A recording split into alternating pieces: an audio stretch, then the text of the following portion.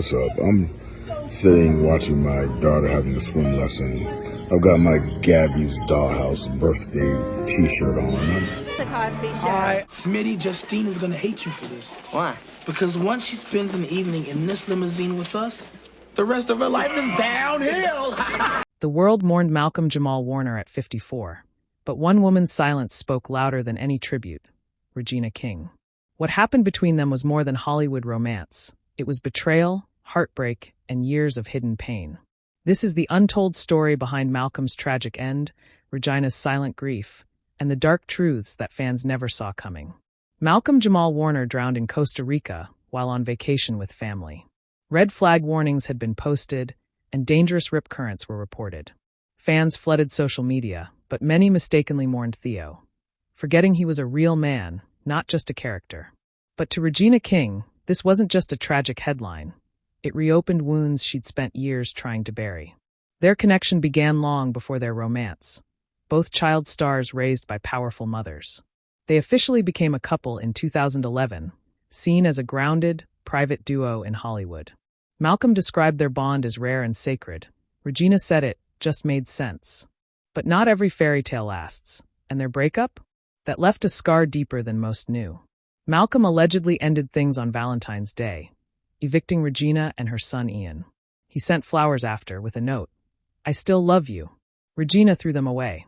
Is a journey, you know. I understand that grief is love that has no place to go.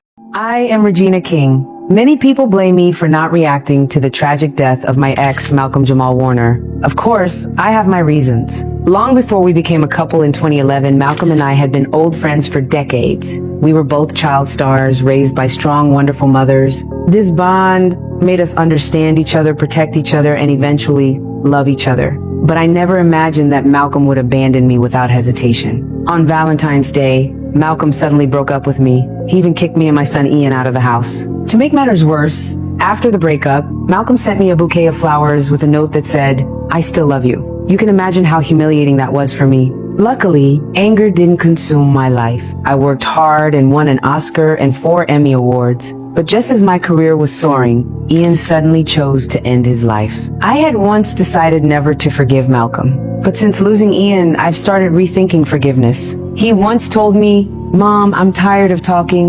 She kept it private, only hinting at the pain in rare interviews. Regina buried the heartbreak. But life wasn't done testing her.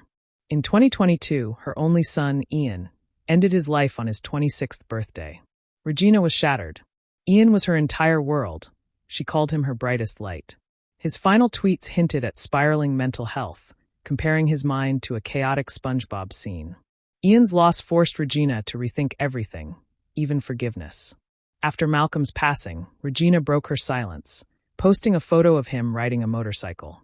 Just 3 words: ride in power. Fans were stunned. This wasn't from a co-star. It came from someone who once loved him deeply. But to truly understand the depth of that post, we need to go further back. Great brother. I saw a clip last night that Malcolm-Jamal Warner said he didn't want to be known as Malcolm-Jamal Warner, the actor. He wanted to be known as Malcolm-Jamal Warner, the man. Mm-hmm. And I agree, because I do not like seeing people say R.I.P. Theo. Like, Malcolm-Jamal Warner was a real person. It's very good to see you. It's good to see you, How are Jimmy. you doing right now? Right now, I'm good. Good. I'm glad to hear that. I know you've been through a lot the last year. Yeah. Hey. It's good to see you, Jimmy. Good to see you, too. Did you see William Shatner backstage?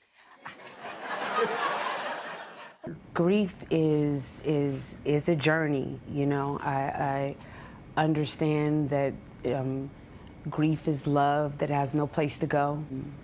I know that it's important to me to honor Ian in the totality of who he is. I speak about him in the present because he is always with me, and the joy and happiness that he gave all of us. Raised by her mom after her parents' divorce, her dad faded from her life. She later cared for him as he battled Parkinson's, feeling both regret and closure. Regina's marriage to Ian Alexander Sr. ended in 2007. Their son was deeply affected.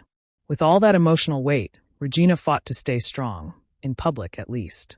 Despite the Oscars, Emmys, and career highs, Regina lived through storms of personal loss. She once said depression doesn't always look heavy. She smiled through the darkest days. Friends say she became quieter, more reclusive. And when Malcolm passed, it all came crashing down. Hollywood saw the smile, but missed the signs. Was it blindness or indifference? Regina hinted she had once refused to forgive Malcolm, but Ian's passing changed her.